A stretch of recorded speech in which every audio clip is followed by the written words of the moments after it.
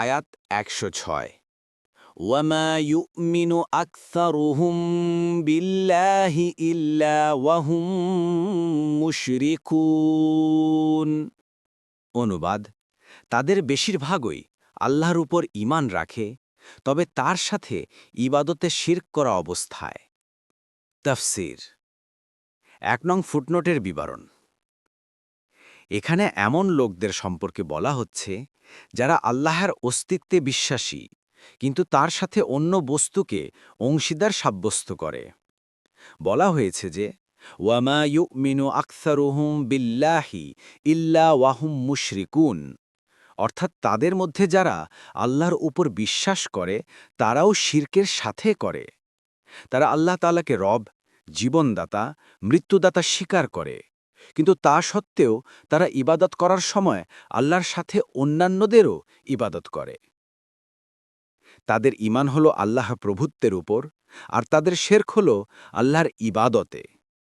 এই আয়াতের মধ্যে ওই সমস্ত নামধারী মুসলিমও অন্তর্ভুক্ত, যারা আল্লাহর ইবাদতের পাশাপাশি পীর, কবর ইত্যাদির ইবাদতও করে।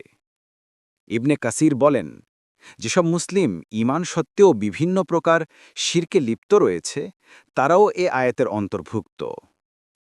এক হাদিসে রাসূলুল্লাহ সাল্লাল্লাহু আলাইহি ওয়াসাল্লাম বলেন, আমি তোমাদের জন্য যেসব বিষয়ে আশঙ্কা করি তার মধ্যে সবচাইতে বিপজ্জনক হচ্ছে ছোট শিরক। সাহাবাই কেরামের প্রশ্নের উত্তরে তিনি বললেন, রিয়া অর্থাৎ লোক দেখানো ইবাদত হচ্ছে ছোট শিরক। এমনইভাবে অন্য এক হাদিসে আল্লাহর ব্যতীত অন্যের কাসম করাকেও শিরক বলা হয়েছে।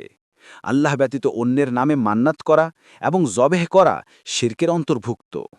হাদিসে আরও এসেছে যে মুশরিকরা তাদের হজের তালবিয়া পাঠের সময় বলতো, লব্বাইক আল্লাহুম্মা লব্বাইক, লব্বাইক লা শারীকা লাক ইল্লা শারীকান হুয়া লাকা তামলিকুহু আমা মালাক, অর্থাৎ আমি হাজির আল্লাহ, আমি হাজির, আমি হাজির, আপনার কোনো শরিক নেই, তবে এমন এক শরিক আছে যার আপনি মালিক, সে আপনার মালিক নয়।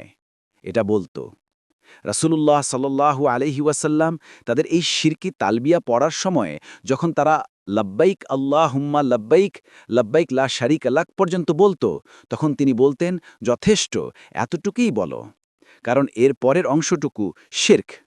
তারা ঈমানের সাথে শিরক মিশ্রিত করে ফেলেছে। ইবনে কাসির বলেন।